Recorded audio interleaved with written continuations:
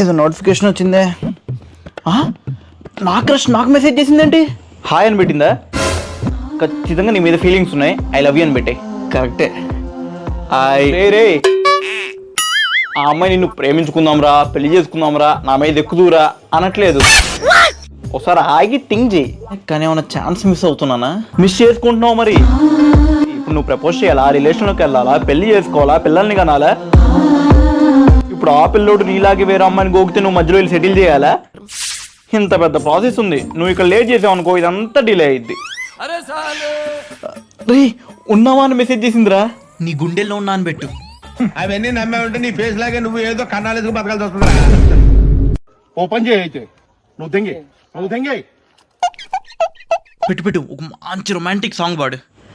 జలకతికి లాజా నువ్వంటే నాకు ప్రేమే, నువ్వు ఒక్కసారి ఆజా ఆజా ఆజా ఆజా ఆజా నా గుండెలోకి ఆజా.